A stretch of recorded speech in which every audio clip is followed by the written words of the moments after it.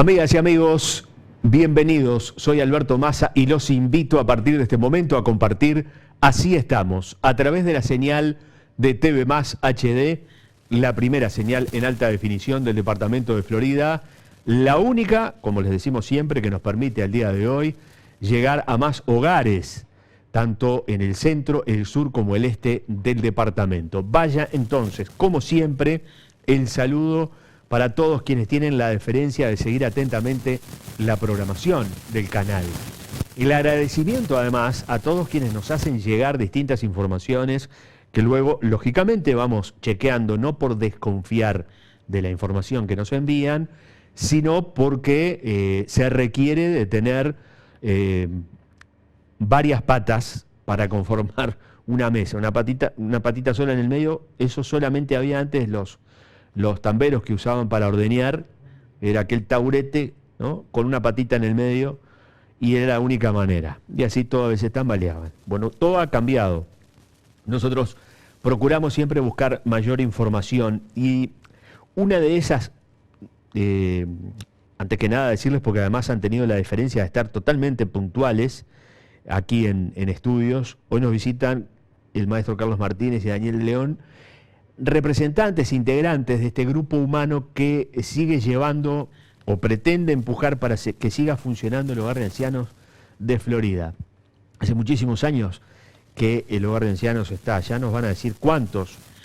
Hoy es normal que se hable de residencias de ancianos. Es normal, abundan. No tengo el número exacto, pero Florida es uno de los departamentos donde hay mayor número de residencias de ancianos, que lógicamente tienen todo un procedimiento, un protocolo a seguir y a cumplir, que deben estar además supervisados por las autoridades competentes. Pero el hogar de ancianos ya forma parte hasta del paisaje de Florida, porque el edificio donde está el hogar de ancianos es emblemático, es referencia. Uno dice, cerca del hogar de ancianos para atrás o del hogar de ancianos para adelante. Entonces vamos a hablar un poco también, porque estoy seguro que deben tener alguna parte de la historia del hogar de ancianos, pero saber cómo está funcionando y qué es lo que están haciendo, qué es lo que está haciendo esta comisión que trabaja en este tema. Antes los voy a distraer con algunos apuntes. Nos llegó la invitación porque se va el intendente Carlos Enciso, finalmente renuncia al cargo ahora para dedicarse, para seguir dedicándose a la actividad político-partidaria. En este caso se va a realizar la actividad en el Salón de Honor del doctor Lucino Barreiro, donde asumirá como intendente el ingeniero Guillermo López. Será el sábado 27 a las 11 horas en el edificio comunal. Acusamos recibo de esta invitación y lógicamente que procuraremos estar en este acto. Por otra parte, otra información que la vamos a dar de la siguiente manera. Cuando se generan algún tipo de proyectos o de emprendimientos que inciden en la vida cotidiana, lógicamente hay quienes están a favor y quienes están en contra.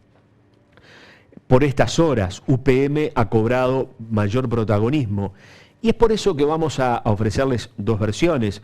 Un contacto telefónico que tenemos previsto con el intendente de Durazno, Carmelo Vidalín, y la palabra del canciller Rodolfo Noboa.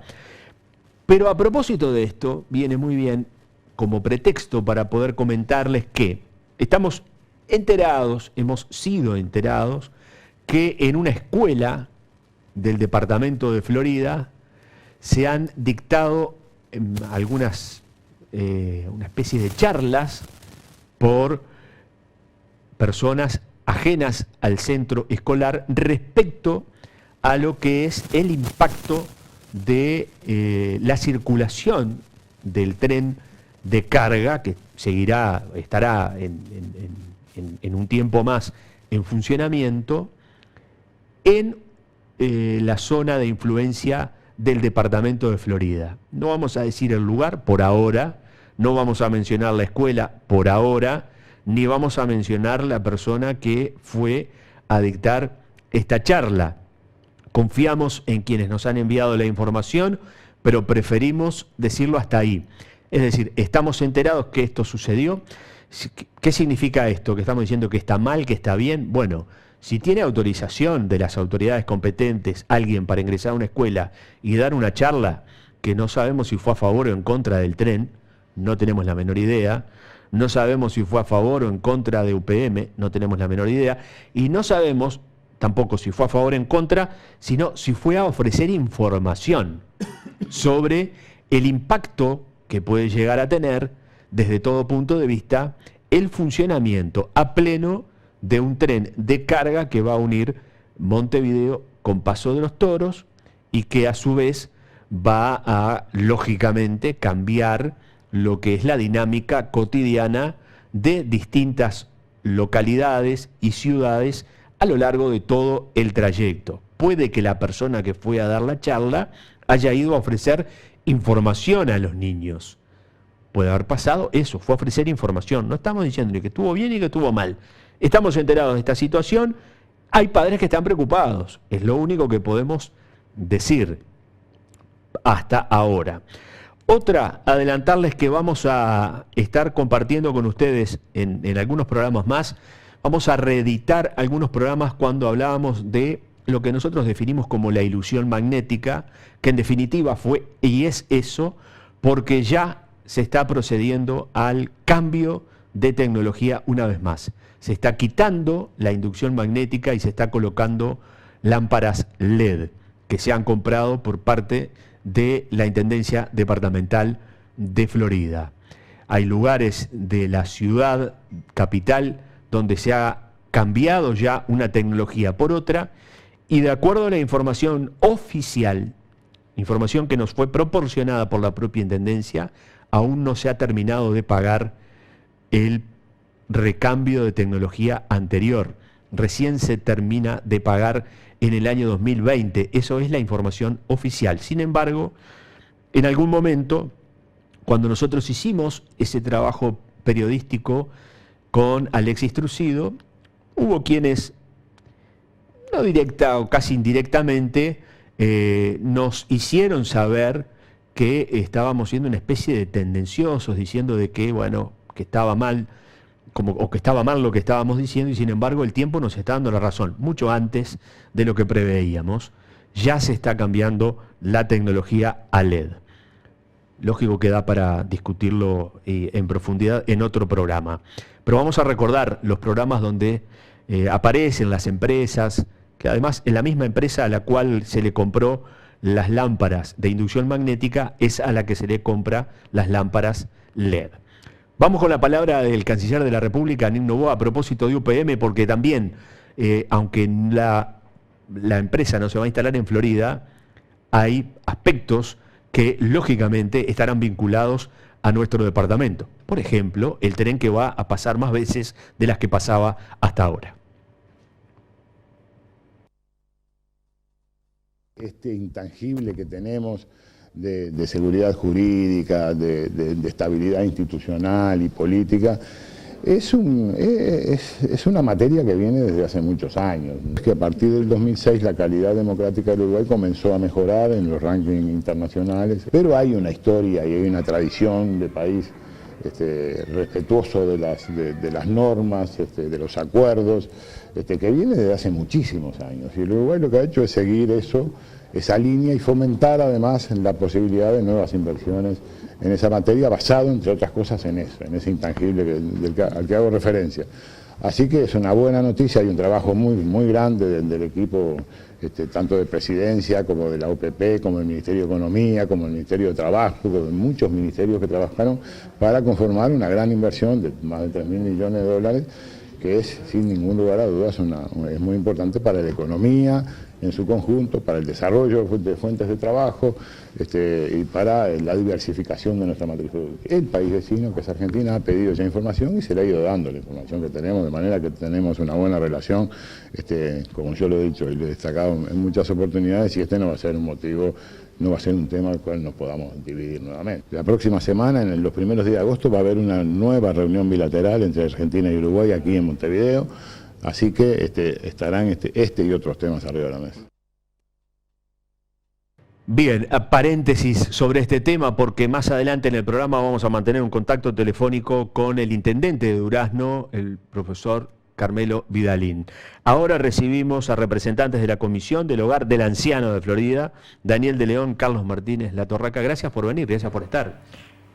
Bienvenidos. Los agradecidos somos nosotros y buenas noches.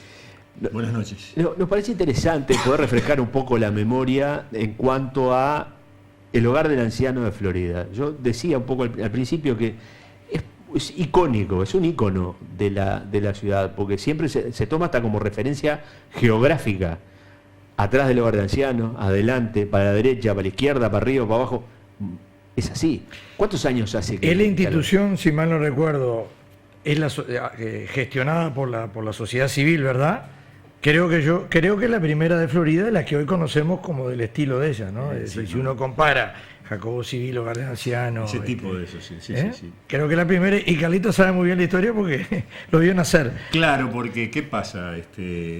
Cuando cuando yo integraba la cooperativa de viviendas Covidef 1, que fue la primera en la ciudad de Florida, simultáneamente se empezaba a construir el Hogar de Ancianos. El primer edificio de Hogar de Ancianos, que era el Rancho Largo, aquel que está detrás ahora ¿no?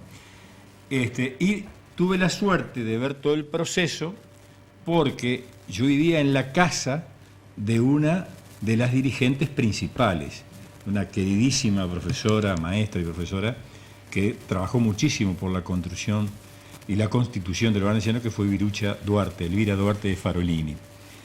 Y vi desde mucho antes todos los movimientos, las actividades que hacían, y uno de los principales, que movilizaban a la sociedad civil a tener un hogar de ancianos, era el maestro Sisto López, el padre de José López, ¿verdad? José López Rubio, de Silvia López, la compañera maestra, que vivían en la avenida Artigas. Y ahí también otro de las personas muy importantes era el que fue, yo diría que el primer director que fue don Esteban Ramón Inchaupe. Bueno, ese lugar, que fue el elegido, que fue el que otorgó en aquel tiempo la intendencia, generó un movimiento muy importante de solidaridad del pueblo de Florida, que fue ayudando a construir junto con organismos oficiales, como en aquel tiempo las cajas de jubilaciones. No era BPS. No era el BPS. No existía el BPS. Todavía no existía El Banco de Previsión Social todavía no existía. Era la caja de jubilación. La caja rural, la caja industria y comercio. Sí. Y la caja de asignaciones familiares. Y la caja de asignaciones, que era donde estaba la Junta, hoy funcionaba parte de la caja de asignaciones familiares. Claro. Era la primera experiencia tripartita, ¿verdad?, de gobierno, de institución con un sesgo global, ¿verdad? Ahí estaban representados el Estado, los empresarios y los trabajadores. Bueno, desde ese tiempo es que tiene existencia el Hogar de Ancianos de Florida. Perdón, estamos hablando década de 70. 70, 1970. Sí, 70. Ya había comenzado, diría que ya se había dado el golpe de Estado. En el 74 ya tenemos un año de gobierno militar. Bueno, todo ese proceso que arrancó a fines del 60, porque todo eso, 68, 67, 68... Todo el movimiento empezó ahí. ¿Y por qué surgió eso? Y bueno, porque se vio que había una demanda no cumplida o no resuelta por nadie, que había un núcleo de ancianos que no tenían lugar, cuando llegaba la vejez no tenían lugar donde estar, porque no tenían familia o porque la familia no los podía contener, o porque en algunos casos eran muy pobres. Yo qué sé, había una cantidad de circunstancias que llevaron a esta solución, a este intento de solución, que ya de alguna manera había antecedentes en las sociedades de migrantes, Claro, eso fundamentalmente le iba a los preguntar. españoles. Pero es decir, que en Florida ¿había algún antecedente? No. No existía nada. no. No es como hoy, por eso yo lo digo. No, hoy, Hoy conocemos, digo, las casas, Los residenciales hoy. para ancianos. Residenciales, Es más, ahora se promocionan para que uno se planifique en qué tipo de residencial quiere estar. ¿En cuál vas a ir? sí. Sí. Exacto. No, aquel era toda una... En aquel momento me imagino que sería medio hasta revolucionario. Sí, para el momento. y era una aventura, evidentemente, también, ¿no? Porque era Riesgoso también. Claro, era un riesgo, ¿verdad? Pero había, te digo, un grupo humano muy importante de floridenses que estaban dispuestos a correr ese riesgo. Y efectivamente lo corrieron y tuvieron un éxito formidable porque, al fin y al cabo, fundaron una institución que es modelo. ¿Cómo se logra eso de modelo? ¿En qué sentido? En el tipo de atención, en los derechos, en el respeto a los derechos de los ancianos, ¿verdad? En cuanto a desarrollar el tema de, cuando uno habla de los derechos humanos, ¿verdad? Yo diría que el más humano de los derechos es cuando se llega a una edad provecta, de vejez, y uno no tiene muchas defensas. Creo que ahí la sociedad tiene que demostrar lo buena o lo mala que es. Y ahí es donde hay que estar junto a ese ser humano que vivió muchos años, o unos cuantos años, que ahora no tiene fuerzas, tal vez no tenga dinero, no tiene un lugar donde ir. Creo que la sociedad tiene que dar una muestra de que es magnánima, de que es agradecida. Bueno, creo que estos floridenses de aquella época entendieron este llamado y se pusieron a trabajar para lograr estos grandes objetivos. Pero no solamente llegar, hay que mantenerse. Claro, en aquel momento, deduzco por lo que me estás contando y tratando de pasar en limpio, se consiguió un predio con la intendencia. Ahí va. Y empezaron a buscar plata por todos lados, me imagino. Como ahora. Sí. Si no hay financiamiento, no hay experiencia. Claro. Si no hay dinero de por medio, no hay posibilidades. ¿Por qué pasa? Allí no solamente había que levantar las paredes, que se levantaron, pero había que consumir agua, Equiparlo. electricidad, Equipar el hogar. había que equiparlo y había que tener personal permanente para atender a esa dotación de ancianos. Las 24 horas, ¿no? Todo el tiempo. Todo el tiempo. ¿Tienen en mente o saben más o menos con cuántos comenzó? ¿Cuántos estaban alojados en el hogar de ancianos? Según tengo entendido, al principio eran 6. Pero rápidamente hubo más demanda y duplicaron la cantidad. Hasta llegar hace un tiempo al máximo, que es la cantidad que tenemos en este momento, que son 35. 35. ¿Son todos de Florida o provienen de distintos puntos del departamento? Digo de Florida porque solemos ser centralistas aún en el interior. No. ¿Hablamos la ciudad de Florida o hay de algún otro punto del Hasta de departamento? Montevideo. Hay de Montevideo, hay de fuera del departamento. Ajá. Sí. Nosotros ahora tenemos, menos mal que en Sarandí Grande hay un hogar de ancianos y en Casupá hay otro hogar de ancianos, que tiene la misma característica que el nuestro. Y se actúa Y ahora cuando, que lo mencionas- perdón que sí. te corte. Y cuando hablamos de las mismas características, porque es bueno que la sociedad floridense lo sepa, estamos hablando de un emprendimiento que tiene la característica de ser una asociación civil sin fines de lucro. Es decir, no es una empresa. Porque un residencial, en definitiva, que cumple con toda la normativa, es una empresa que deja rédito, porque yo no voy a abrir una cuestión que no me permita tener cierta ganancia. ¿Está? Los hogares del anciano, como el que hay en Florida, el de Sandy Grande, el de Casupá y algunos otros que hay en el país, son asociaciones civiles sin fines de lucro, gestionadas por un grupo de personas, por una asamblea de socios que elige una comisión, hoy esta comisión, mañana puede haber otra, que tiene un estatuto que lo rige, como también ese estatuto reglamenta qué condiciones deben de existir para que entre una persona al hogar o a residir, porque no es así nomás. se ha modificado con el tiempo, porque cuando recién comenzó el hogar tenía que estar perfectamente bien. Es decir, son un anciano, pero autoválido. Cuando recién comenzó el hogar. Por eso se llama hogar del anciano. ¿Por qué? Porque se concibió como un espacio para que yo, anciano, pueda terminar mis días en un lugar digno, donde me pueda recrear, compartir, etcétera. Haciendo una vida normal. Haciendo una vida normal. Ajá. Hoy eso ha cambiado, ¿por qué? Porque vivimos muchos más años y bueno, de repente yo entré al hogar con 70 años, llego a los 90 y no es lo mismo. Tengo algún problemita de salud. ¿Tá? Entonces, eso que implica también que la dinámica del hogar, el costo de funcionamiento del hogar, no solo en funcionarios, sino en todos los insumos necesarios para que esa persona, ya un poco venida menos en su salud, sí, que no es totalmente autoválida, necesita otra atención. Entonces, los costos del hogar hoy son unos muy distintos a lo que tenía hace 30 años atrás. No me quiero apartar de algo que hablaron del hogar de Sarandí y del hogar de Casupá. ¿Se coordinan acciones? ¿Hay intercambio de experiencias? A nivel nacional creo que hay algún ámbito de trabajo común convocado por el BPS, claro, que de alguna forma termina siendo uno de los organismos rectores en materia de adulto mayor, además del MIDES, ¿no? Digo, que también tiene injerencia en esto. Pero objetivamente tenemos buena relación, amistad, pero no hay una coordinación estricta, digamos, claro, de lo que pasa allá, sino que cada cual de alguna manera somos, por ejemplo, nosotros recibimos lo que se llama el cupo cama que da el BPS.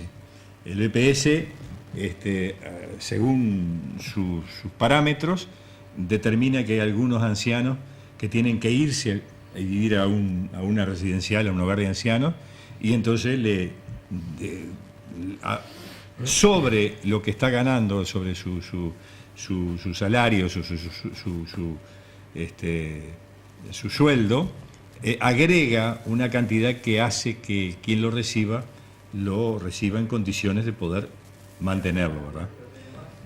Entonces ahí el BPS ve si algunos pueden ir para Florida, otros pueden ir para Sarandí Grande, otros pueden ir a Casupá, o en algunos casos que no hay ni en ninguno de estos tres, poder llevarlo a otro hogar de ancianos que puede ser. Así que se coordina eso sí. Exactamente. Sí. Es decir, no se deja a nadie que esté necesitado, se deja fuera.